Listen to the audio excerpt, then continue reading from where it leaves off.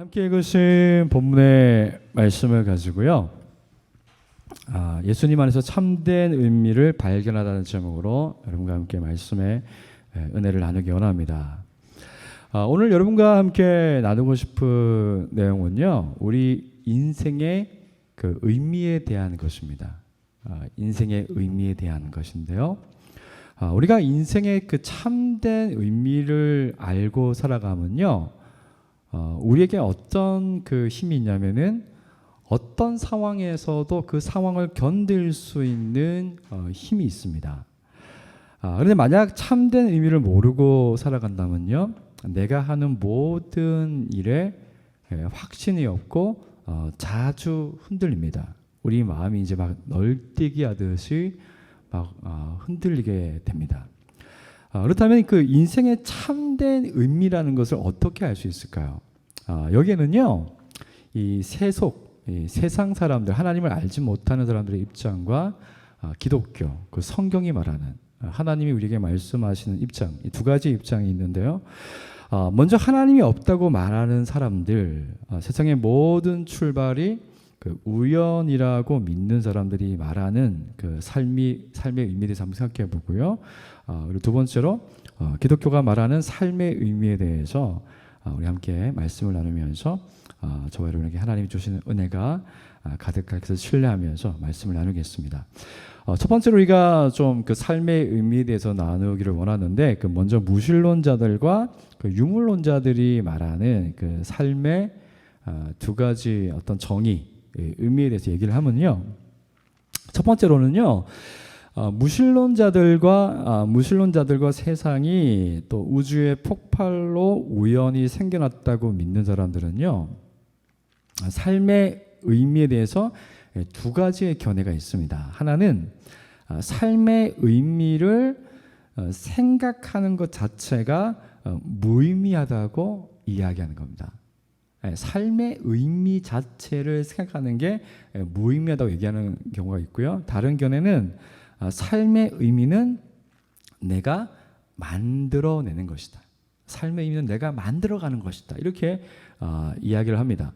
그렇다면 삶의 의미를 생각하는 것 자체가 무의미하다. 이런 어떤 생각과 이런 사조가 나타난 이유는 무엇일까요? 저는 인생을 살면서요, 우리가 그 살고 있는 이 삶의 의미가 무엇인지를 질문하는 것보다 더 중요한 것이 저는 없다고 생각합니다. 하지만 이 시대의 많은 그 지식인들은요, 삶의 의미를 질문하는 것 자체가 잘못됐다고 말합니다. 왜 그럴까요? 제가 앞에서 얘기한 것처럼 그 무신론자들, 하나님이 신이 존재하지 않는다고 생각하는 사람들이나 혹은 이 세상이 우주의 폭발 때문에 어느 순간 우주에 큰 폭발이 일어나서 그 폭발 때문에 모든 것이 우연히 만들어졌다고 믿는 그 유물론적인 생각 속에서 사로잡힌 사람들은요, 삶의 의미란 사람이 한순간에 느끼는 감정일 뿐입니다. 그러니까 삶의 의미라는 것을 내가 왜 이런 행동을 하고 내가 왜 이런 것을 이런 행동을 하면서 사는 것에 대해서 그 의미를 찾으려고 하는 것은 그냥 한순간에 느끼는 감정일 뿐이라고 이야기합니다. 실제로 무신론자 과학자들은요, 우리 영혼의 존재를 어떤 식으로 표현하냐면요, 전기 신호라고 얘기합니다. 우리는 영혼이 실제로 있는 게 아니라 우리가 영혼이라고 말하는 것은 우리 몸에 있는 전기 신호에 불과하다, 이렇게 얘기하죠. 예를 들어서 철학자 그 토마스 네이글은요, 자신의 책 이 모든 것은 무엇을 의미하는가라는 책에서요, 사람들이 의미를 발견하려고 하는 이유는 자신을 너무 소중하게 생각하기 때문이다, 이렇게 이야기했습니다. 그래서 사실 의미를 찾는다는 것, 삶의 의미를 찾는다는 것은 부질없는 행동이다. 왜 이렇게 얘기하냐면요, 이 사람은 사람의 인생의 목표는 무덤이니까, 사람이 결국 죽는데 무덤이니까 인생의 의미를 너무 밝히려고 드는 것은 부질없는 일이라는 거예요. 삶은 그래서 그냥 할 수 있을 만큼 최대로 즐기는 것이 좋다고 말합니다. 이 시대의 그 사상가들은요, 그 삶의 의미를 뭉개버렸어요. 사람들 마음속에서 삶의 의미를 찾는 것 자체가 부질없는 행동이라고 정의해버렸죠. 그래서 사람들은 이런 어떤 그 생각에 사로잡혀서 어떤 시대의 흐름에 사로잡히게 되면요, 죽기 전에 최대한 돈을 많이 벌어서 인생을 즐기는 것이 즐겨야 된다고 생각하게 되는 것이죠. 모든 것이 이 땅에서 끝나기 때문에 이 세상을 살 동안 할 수 있는 것을 다 하고 즐겨야 한다고 생각합니다. 그래서 이 세상의 경향을 따라 살게 되면요, 우리의 모든 우리가 바라보는 모든 포커스는요, 이 세상에서 살아가는 우리의 짧은 인생에 다 초점이 맞춰져 있습니다. 이것을 벗어나지 못합니다.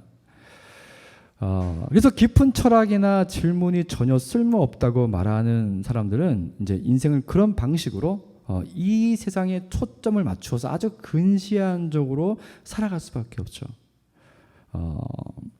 근데 내 얘기뿐만이 아니라 많은 사상가들이 인생을 살면서 의미를 발견하려는 노력은 부질없다고 말합니다. 하지만 여러분 진짜 그런가요? 인생을 사시면서 내가 살아가는 삶의 의미를 찾으려고 하는 노력들이 부질없다고 생각하셨습니까? 아니라는 것을 우리가 느끼죠. 정말 반대로요, 사람들은 내가 인생을 왜 사는지, 그리고 어떻게 사는 것이 잘 사는 것인지를 알고 싶어 합니다. 실제로 전 세계 인구의 4분의 3이 자주 또는 가끔씩 자신이 괜찮은 삶을 살고 있는지 삶의 의미를 되짚어 본대요. 너무 당연한 이야기겠죠. 독일 철학자인 마틴 하이데거는요, 사람이 다른 생명체와 구별되는 점은 자신의 존재에 의문을 품는 역량이라고 그랬어요. 자신의 그 삶의 그 의미를 품는 자신의 삶의 그 의문을 품는 역량이라고 그랬습니다. 우리 스스로가 자신에게 인생을 잘 살고 있는지를 질문한다는 것은 사람에게는요, 내가 살아야 할 진정한 인생의 목적과 의미가 있을 것이라는 아주 막연하지만은 어떤 마음의 울림이 다 있기 때문입니다. 이렇게 살아서는 안 되지. 어느 순간 살다가 내가 이렇게 사는 것은 아닌데, 내가 이렇게 산 것이 잘 옳은 것인가? 내가 잘 살고 있는 것인가? 이런 것들을 생각하죠. 어떻게 사는 것이 만약에 제대로 된 삶인지를 확신만 할 수 있다면, 그것을 발견만 할 수 있다면, 누군가 우주에서 유일하고 진정한 삶의 목적과 의미를 알려준다고 한다면 기꺼이 그렇게 그 의미 있는 삶을 살고 싶지 않겠습니까? 그것이 사람들의 마음이라는 거죠.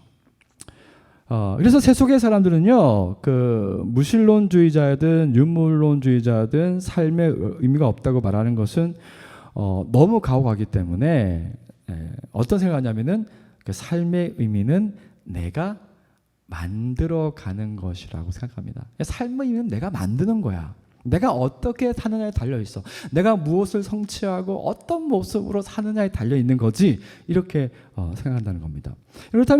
그렇다면은 그 사람들은 삶의 의미를 어떤 방식으로 만들까요? 그럼 사람들이 삶의 의미를 만드는 방식은요, 인생의 분명한 목적을 만드는 겁니다. 인생의 분명한 목적을 만드는 거죠. 여러분 100m 육상 선수가 있어요. 그 육상 선수가 매일 아침 일어나서 똑같은 운동을 반복해서 하는 이유, 자신이 그렇게 사는 삶의 의미를 부여하는 이유가 어디 있냐면요, 신기록 달성이라는 목표가 있기 때문이죠. 여러분 스티븐 잡스가 매일 아침 거울 보면서 자신이 죽는 존재라는 것을 늘 떠올면서 했던 말은, 내가 정말로 하고 싶은 것을 하자. 스티븐은 사람들의 삶을 바꾸어 놓을 혁명적인 전자제품을 만들어 내겠다는 목표가 있었습니다. 그 목표가 잡스의 인생에 의미를 가져다 주었죠. 독하게 일하고 누군가와 타협하지도 않고 자기가 원하는 삶을 사는 그 의미를 그런 목적에 두었던 것입니다. 그리고 의미는 언제 또 만들어지냐면요, 반드시 해야 하는 중요한 일을 할 때 의미가 부여됩니다. 여러분, 군인이라는 직업이 의미가 있는 것은요, 나라를 지켜주는 일을 하기 때문이죠. 그래서 군인이 우리가 중요하다고 얘기하죠. 군인들이 당장 그 뭐 60만 정도 되나요? 그 현역 군인들이 다 군인이라는 직업을 다 내려놓으면은 위협을 느끼겠죠. 그래서 군인이라는 존재는 중요하기 때문에 그들의 직업이 의미를 가진다고 이야기하죠. 그래서 사람들은요, 가족 안에서, 사회에서 자신의 위치를 늘 생각합니다. 그리고 자신이 중요한 일을 하고 있으면 자신이 의미 있는 삶을 살고 있다고 믿습니다. 그래서 여러분, 그 삶에서 뚜렷한 목적이 없거나 자신이 하는 일이 별로 중요한 일이 아니라고 생각하면 사람들은 자신의 존재의 의미를 의심하게 됩니다. 내가 별로 중요한 사람 아니구나. 나는 인생에 목적이 없다 보니까 내가 사는 삶 자체가 별로 의미가 없는 것처럼 느끼게 되는 거죠. 그래서 아무리 내가 좋은 직장을 가지고 있고요, 또 서로 사랑하면서 서로를 이렇게 위해서 협력하는 가족이 있고 친구가 있고 경제적으로 부족함이 없이 여유가 있는 것처럼 보여도요, 정말 내 마음의 어떤 그 삶의 목적이나 또 내 삶 자체가 중요하다는 것을 모르게 되면요, 그 사람은 삶의 의미가 없다고 느낀다는 것입니다. 여러분, 중요한 것은 오늘날의 사람들이 그 스스로 삶의 의미를 만들기 위해서 노력하지만, 삶의 의미를 여러 가지 것으로 부여하지만요, 그 모든 삶의 의미는 한계가 있다는 거예요. 그래서 의미를 만들어내려고 하지만 오히려 의미의 위기 속에서 의미를 내가 만들어내는 의미가 정말 가치가 있고 정말 괜찮다고 생각하고 그 의미를 만들어내기 위해서 뭔가 더 깊이 생각하고 어떤 행동을 하게 되면 오히려 의미를 잃어버리는 위기 속에 살고 있다는 겁니다. 그 미국의 문화평론가인 테리 이글턴은요, 이 포스트 모던의 시대를 살고 있는 시대의 사람들에 대해서 이렇게 얘기했습니다. 당장 내게 필요한 것을 얻을 수 있는 그 실용주의를 선택한 이 시대의 사람들은 이제 자신의 정체성을 들여다볼 기회를 주는 철학이나 종교나 사상과 같은 거대 담론에 대한 회의론까지 가지게 되었다. 이제 현대인들의 삶은 속이 텅텅 빈 껍데기가 되어가고 있다. 우리는 삶에서 우리도 모르게 이 세상에서의 삶이 이것으로 끝이다, 죽음 이후의 삶이 없다라는 걸 생각하게 되면 사람들의 생각이 이 땅 안에서 내가 사는 동안에 내 생명이 끝나기 전에 뭔가를 성취하며 이루면서 살아야지, 그리고 거기에다가 의미를 부으면서 살지만은 대부분의 사람들이 그냥 실용적인 내게 당장 필요한 것을 얻기 위해서 살아간다는 거죠. 그런데 그러다 보니까 우리의 어떤 삶의 의미를 깊이 들여다보게 하는 종교나 철학이나 거대 담론을 잃어버렸어요. 그런 얘기를 사람들이 요즘에 하지 않는다는 거예요. 그러다 보니까 마치 내 삶에 아무리 의미를 부여해도 그 속이 텅텅 비어있는 껍데기와 같은 이상을 살아간다는 거죠. 실제로 한국의 청년들만 해도요, 1985년 이후에 그 청년들의 어떤 의식과 종교를 조사했는데, 그때마다 뭐 엎치락뒤치락했지만은 그 청년들이 종교를 가지고 어떤 자기 삶의 의미를 생각해보고 하는 것들이 크게 다르지 않았어요. 근데 2021년에 조사를 했는데 종교나 신이나 철학이나 어떤 삶의 의미에 대해서 깊이 사고하는 것들이 현저하게 낮아졌어요. 그 이유가 뭐냐면요, 그 빈부의 심각한 격차에서 오는 그 스트레스, 그 취업이 너무 중요해졌기 때문에 종교나 신을 찾는 것이 사치처럼 느껴진다는 거였어요. 그래서 오늘날 청년들의 생각입니다, 이것이. 오늘날 젊은 사람들에게는 내가 직면한 위기를 당장 해결하는 것이 철학적 사고를 하거나 인생의 의미를 되짚어 보는 것보다 훨씬 중요한 일이 되었습니다. 그래서 인생의 의미를 들여다볼 수 있는 철학이나 종교나 그런 거대 담론을 버리고 스스로 삶의 의미를 만들어 보지만 그 삶의 의미는 인생의 고통과 여러 가지 의문을 견디기에는 너무 빈약하다는 거예요. 너무 빈약하다는 거예요. 내가 만든 인생의 의미는요, 마치 이런 겁니다. 거미줄이 있는데 그 위에다 볼링공을 던지는 거예요. 그걸 견딜 수 있겠습니까? 거미줄이? 안 되는 거죠. 내가 만든 삶의 의미는요, 인생의 무게와 고통을 견딜 수가 없습니다. 이런 결론을 말하면 무신론과 유물론 같은 사상을 믿는 사람들이 스스로 만들어내는 삶의 의미는 결국에는 무수히 많은 의문과 불안만 증폭시킬 뿐입니다. 내가 만든 의미니까 내가 흔들리면요, 그걸로 끝입니다. 여러분, 그 세상이 근데 이런 어떤 그 우리가 만들어낸 의미나 삶의 의미에 대해서 세속의 사람들이 생각하는 이런 그 생각들이 왜 결과적으로 실패로 끝나고 말까요? 왜냐하면요, 세상이 빅뱅으로 만들어졌다고 믿는 물질주의와 신이 존재하지 않는다고 생각하는 무신론자들의 입장에서 사람의 인생에 의미를 부여한다는 것 자체가 처음부터 넌센스이기 때문입니다. 한 무신론 사회 비평가가 한 이야기가 있는데요, 이런 얘기했습니다. 설령 당신이 위대한 문학 작품을 남겨 그게 수천 년 후까지 읽힌다 해도 결국 태양계가 식거나 우주가 풀어져서 붕괴되면 당신의 모든 수고는 흔적조차 없이 사라진다. 문제는 이 땅에서의 삶의 크고 작은 행동이 대부분 정당화된다 해도 인생 전체의 의미는 무엇으로도 설명할 수 없다는 것이다. 당신이 아예 존재하지 않았더라도 상관없고 죽고 나면 당신이 존재했다는 사실도 부질없다. 여러분, 죽음 이후에 세상도 없고 신도 존재하지 않는다면 집단 학살을 일삼는 미치광이로 살든 늘 타인을 배려하면서 사는 선량한 사람으로 살든 어느 쪽도 의미를 부여할 수 없다는 거죠.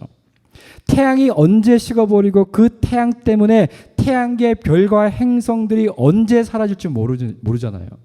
그 순간이 오게 되면요, 모든 것이 사라지고 수천 년, 수억 년을 지속한 문명이 있다 할지라도 아무런 의미가 없는 거죠.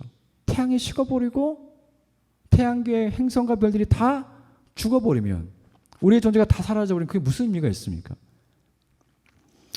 그래서 러시아의 대작가인 톨스토이는요, 그의 참여록에서 이런 말을 했습니다. 그가 핵심하고 그리스도인이 되기 전에 참여록에서 이런 말을 했는데요. 50세 무렵까지 크게 성공해서 살다가 그제야 깨달았다. 사랑하는 이가 모두 죽어 내 곁을 떠나리라는 것과 나의 작품은 결국 모두 잊히리라. 왜 살아야 하는가? 왜 뭔가를 바라거나 행해야 하는가? 내 삶의 의미가 있는가? 나를 기다리는 필연적인 죽음이 앗아가지 못할 그런 의미 말이다. 어떻게 우리는 이 죽음을 보지 못할 수 있는가? 그게 놀라울 따름이다. 사람은 삶에 취했을 때만 살아갈 수 있다. 삶에서 정신이 깨어나는 순간 인생의 모든 것이 지독한 기만일 뿐임을 본다. 정신없이 살던 삶에서 깨어난 나는 이제 이성적으로 사고했다. 영원한 객관적 의미가 없음을 깨달았기에 다시 소설을 쓰고 가족을 사랑하는 삶으로 돌아갈 수 없었다. 이제 이전 상태로 돌아갈 수 없었다.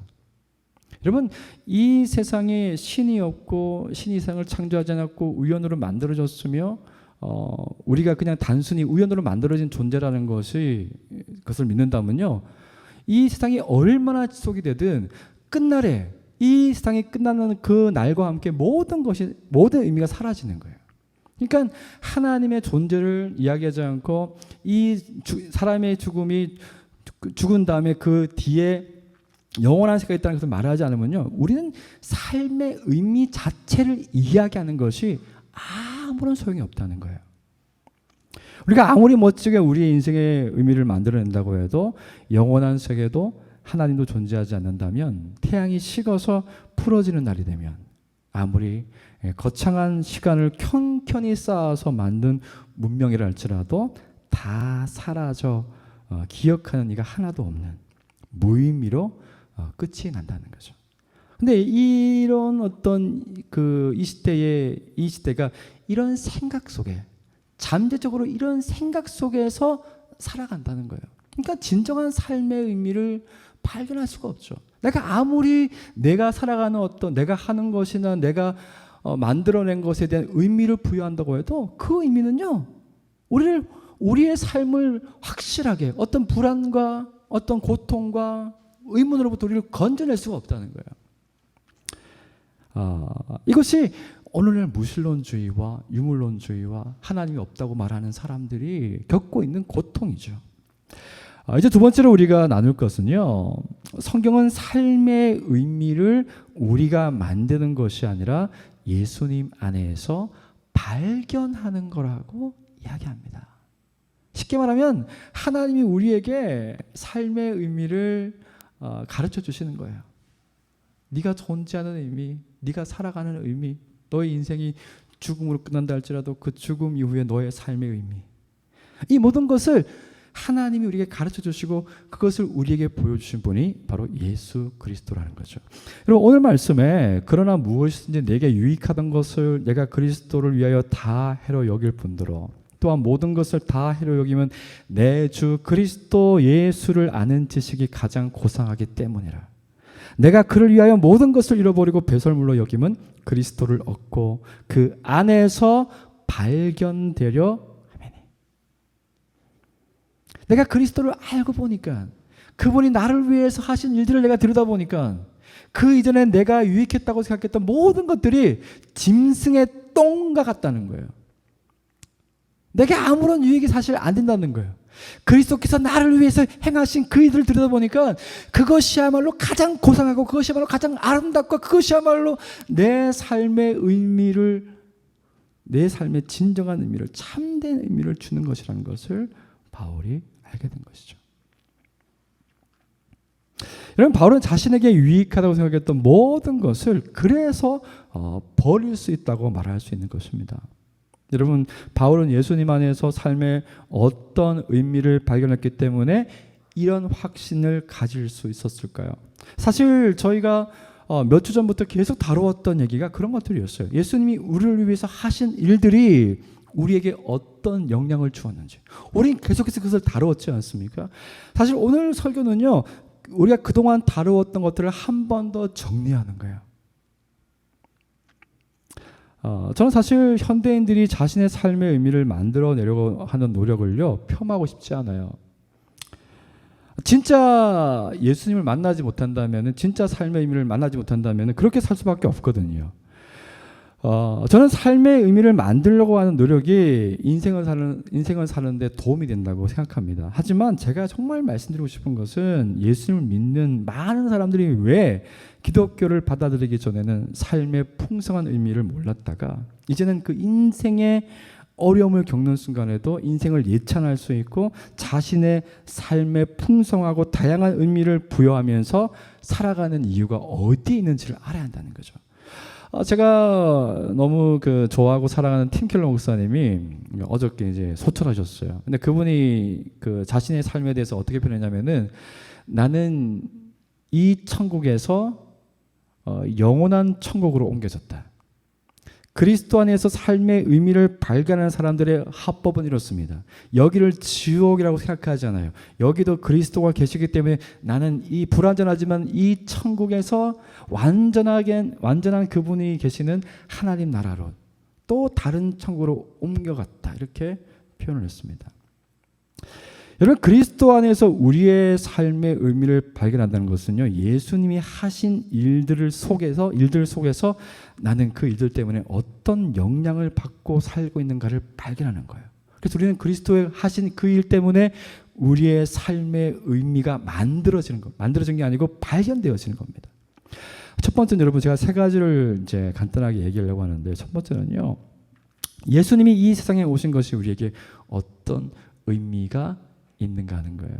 여러분, 죄는 우리가 하나님의 자리에 앉아서 모든 것을 판단하는 사람이 되었을 때 우리는 죄를 짓는다, 죄인이 되었다고 얘기하죠. 죄는요, 하나님이 더 이상 내 삶에 필요 없다고 말하는 것입니다. 그리고 성경은 죄의 삭은 사망이다, 죽음이라고 얘기하죠. 하지만 하나님은 우리가 우리 자신이든 타인이든 그 무엇을 숭배하다가 하나님 없이 영원한 죽음이라는 것을 원하지 않으셨어요. 그래서 예수님은 요한복음 3장 16절에서 하나님이 세상을 이처럼 사랑하사 독생자를 주셨으니 이는 그를 믿는 자마다 영생을 얻게 하려 하심이라. 여러분, 예수님이 이 세상에 오신 것을 통해서 우리는 하나님이 자신의 진정한 아들의 생명을 주셔서 우리를 구원할 만큼 우리를 사랑하신다는 것을 알게 되었습니다. 세상을 창조하신 이가 계시고 우리가 그 창조한 이에게 반역하였음에도 불구하고 여전히 무한히 우리를 사랑하는 분이 계신다는 그 사실, 그 진리가 우리의 삶의 의미를 만드는 거죠. 그래서 그 무엇도 우리가 이 예수님께서 오신 것 때문에 하나님이 우리를 무한히 사랑하는 것을 알게 되면요, 우리가 이 땅에서 내가 사랑받지 못하는 것처럼 느껴질 때마다 우리는 예수님을 통하여서 내가 하나님의 무한한 사랑을 받고 있다는 것을 알게 되죠. 그러면 여러분께서 어떤 그 사랑의 여러 가지 실패를 경험한다 할지라도요, 남편의 사랑을 받지 못하고 자녀의 사랑을 받지 못하고 직장에서 내가 사람들로부터 사랑받지 못한다고 느낄 때, 나는 의미 없는 존재라고 느껴질 때, 하나님이 무한하신 하나님이 세상을 창조하신 하나님이 나를 사랑한다는 것을 알게 되면 어떨까요? 그 모든 사랑이 없어도 견뎌낼 수 있는 거예요. 근데 문제는 그 무한한 사랑도 없고 이 세상에서 내가 사랑받지 못하는 존재를 느낄 때 우리는 삶의 무기력에 빠지는 거죠. 여러분, 두 번째로 예수님은 세상에 오셔서 우리와 똑같은 삶을 사시고 십자가에서 죽으셨는데요, 그것이 우리에게 어떤 의미가 있습니까? 여러분, 하나님이신 예수님이 우리와 같은 모습으로 이 세상에 오셔서 우리와 똑같은 삶을 사신 것은 하나님의 사랑을 받은 자녀로서 우리가 마땅히 살아야 했던 삶이 무엇인가를 보여주셨죠. 우리는 원래 예수님이 살았던 그 삶을 살기 위해서 창조되었습니다. 이 땅에서 예수님의 삶은 우리에게 보여주시기 위한 어떤 단순한 샘플이 아닙니다. 하나님을 향한 완전한 신뢰와 하나님과의 사랑의 관계 속에서 그분이 보여주시고 만드신 그 의로운 삶은 부정하고 죄로 가득한 우리에게 예수님은 자신의 의로운 삶을 우리에게 선물로 주셨습니다. 그리고 예수님은 우리의 모든 죄와 죄의 결과를 담당하시고 십자가에서 죽으셨죠. 여러분, 그래서 예수님을 믿는다는 것은 예수님의 십자가의 대속이 나를 위한 속죄임을 믿는 것이죠. 예수님이 십자가에 죽으심으로 내 죄는 사라졌어요. 근데 그것과 동시에 이 땅에서 예수님이 자신의 의로운 삶에 대한 보상이 있을 것 같지 않습니까? 하나님은 의인에게 자신의 사랑을 나타내시고 자신의 은혜를 나타내시는 거 있거든요. 완벽한 의인으로 살았던 예수님께 하나님의 보상이 주어질 거예요. 근데 그 예수님이 자신이 하나님께로부터 받아야 될 그 보상을 누구에게 주었냐면은 저와 여러분에게 주셨다는 거예요. 그래서 예수님이 그 십자가에서 죽으셨다는 것은, 그분이 이 땅에서 완전하고 의로운 삶을 샀다는 것은요, 두 가지 의미가 있어요. 나의 죄가 십자가에서 완전히 대속되었고 그분의 완전히 의로운 삶이 있기 때문에 나는 하나님의 무한한 사랑을, 하나님의 은혜를, 하나님의 복을 받을 수 있는 자격이 주어졌다는 거예요. 그러면 우리가 어떤 최악의 상태에 빠져 망하게 되었다고 우리가 입술로 말한다 할지라도 그 순간 예수님께서 우리를 위해서 하신 일을 기억하게 되면요, 내가 완전히 망하게 되었고 내가 완전히 실패했고 이 일이 낙담할 일이 아니라 예수님의 그 의로운 삶이 내게 선물로 주어졌기 때문에 하나님이 나를 다시 일으키실 거야. 이 상황에서 나를 붙들어 올리실 거야. 하나님의 무언가, 내가 기대할 수 있는 뭔가 하나님의 어떤 계획하심이 내 삶에 분명히 있을 거야. 이런 삶의 의미를 부여하게 된다는 거예요. 그 수많은 실패 속에서도 하나님의 변함없는 사랑을 의지해서 계속 실패한 자리에서 일어나게 해주는 거죠. 세 번째로 예수님의 부활과 승천과 재림은 우리에게 어떤 의미를 줄까요? 예수님의 부활은요, 죽음이 우리의 끝이 아니라는, 그리고 우리의 삶이 영원히 이어진다는 것을 가르쳐 주죠. 그래서 예수님 안에서 죽는 모든 사람들은요, 예수님처럼 부활할 것에 대한 소망이 있습니다. 그 소망 가운데서 죽음을 맞이하게 되는 거죠. 그래서 우리가 그 소망에 대한 확신이 있으면요, 죽는 순간에도 우리의 마음이 괴로운 것이 아니라 평안을 유지할 수 있어요. 팀 켈러가 이제 병원에서 이제 곧 죽음이 임박했습니다 이렇게 얘기하니까 팀 켈러가 가족들한테 이런 얘기했어요. 가족들이 보는 앞에서 이런 기도를 했다고 합니다. 오 예수님, 저는 이제 준비가 되었습니다. 이제 저를 영원한 아버지의 집으로 보내주십시오. 그리고 가족들에게 이런 말을 했습니다. 내가 사랑하는 가족들 곁을 떠나는 것이 여러분에게 꼭 슬픈 일만은 아닐 거라고. 팀 켈러는 그 그리스도와의 인격적인 관계 속에 머물러 있었기 때문에 그분이 하신 일 때문에 자신에게 어떤 일이 일어날 것인지 알았고, 그래서 자신의 삶에 어떤 그 일어나는 일들의 결과에 대해서 의미를, 참다운 의미를 부여할 수 있었던 거죠. 그래서 자신이 힘들고 공고하고 감당하기 어려운 문제들이 일어났을 때 잠시 마음이 힘들 수 있지만 그것을 그리스도 안에서 올바르게 해석할 수 있는 능력이 생겼던 것이죠. 여러분, 예수님의 승천은 어떻습니까? 지난 주일에 말씀을 나누었던 것처럼 예수님이 승천하셔서 하나님의 나라의 왕자에서 우리를 다스리고 계시기 때문에 우리가 만나는 모든 사람들과의 상황 속에서 경험하는 아픈 감정, 의구심, 실패, 두려움, 그리고 심지어 남아있는 모든 죄의 잔재까지도 우리 예수님은 재료로 사용하셔서 우리의 구원을 완성하신다는 거예요. 그분이 보좌에서 우리를 다스리고 계시기 때문에 그분은 결국 우리를 구원하시고 만다는 것입니다. 그렇기 때문에 실패하고 낙담할 만한 상황 속에서 우리는 흔들리지 않는 그 하나님의 약속을 붙잡을 수 있죠. 겸손하게 마음으로 인생의 고통을 견뎌낼 수가 있는 거죠. 마지막으로 예수님의 재림은 그분이 약속하신 대로 하나님의 나라가 완성되는 날을 말합니다. 여러분, 하나님 나라의 완성은 우리가 불편하게 느끼는 모든 죄와 죄의 결과, 그리고 더 이상 악이 우리의 삶에 영향을 주거나 우리를 고통스럽게 만들 수 없는 나라가 임한다는 것을 이야기하죠. 여러분, 이 하나님의 나라는요, 그분의 사랑과 정의와 은혜로 가득하기 때문에 그런 고통들이 없습니다. 그래서 예수님이 다시 오셔서 그분의 나라를 완성한다는 것은 우리의 죄나 죄의 결과 때문에 경험하게 될, 우리가 느끼게 될 고통이, 상실이, 아픔이 더 이상 없다는 것을 이야기합니다. 사실 저와 여러분이 이 땅을 살면서 우리가 잃어버리는 게 참 많죠. 다른 사람과의 어떤 삶을 비교해 봤을 때 왜 나는 저런 것들이 없을까?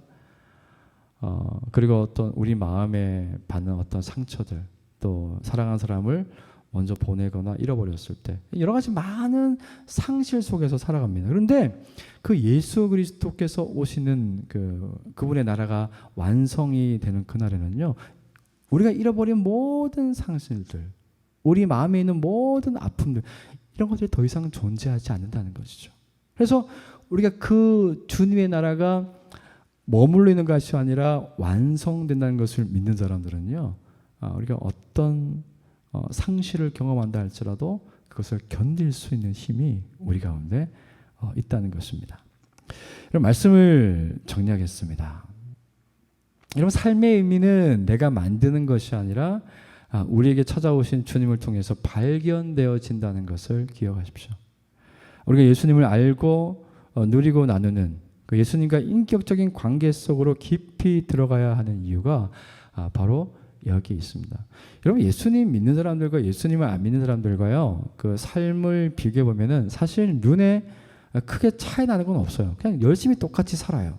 그런데 예수님을 믿는 사람과 예수를 믿지 않는 사람의 차이는 뭐냐면요, 인생을 살아가는 그 방식에서 결과적으로 내가 모든 일을 한다고 하지만은 그 모든 결과가 예수 그리스도 안에서 결정난다는 것을 신뢰하는 겁니다.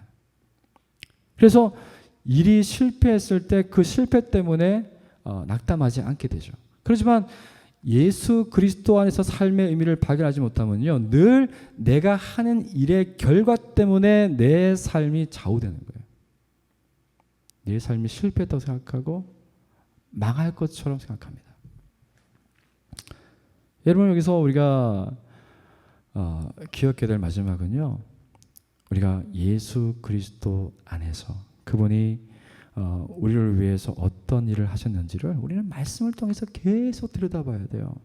말씀을 통해서 예수님이 저와 여러분을 위해서 어떤 일을 하셨는지 계속 보셔야 됩니다. 깊이 보셔야 됩니다.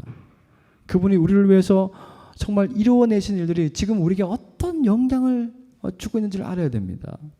그러면은 그 주님이 하신 일 때문에 우리의 삶에 진정한 의미가 부여되는 거예요. 그러면은 어떤 상황에서 예수님이 우리를 구원하신다는 그 능력이 우리 가운데 임하게 되는 거죠.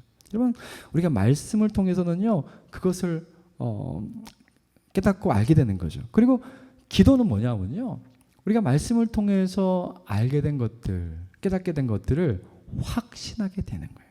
왜? 이 무신론자들은 영혼이 우리가 없다고 말하고 그냥 정기신으로 얘기하지만은 성경은 우리가 하나님의 영으로 치유받는 그 영혼이 있는 존재로 얘기하잖아요. 그러면 기도라는 것은 하나님과 영적으로 연합하는 거거든요. 그러면 하나님과 영적으로 연합했을 때 하나님 우리에게 확신을 줍니다. 그분이 우리에게 말씀하신 모든 것에 대해서 우리가 확신할 수 있는 시간이 기도인 거죠.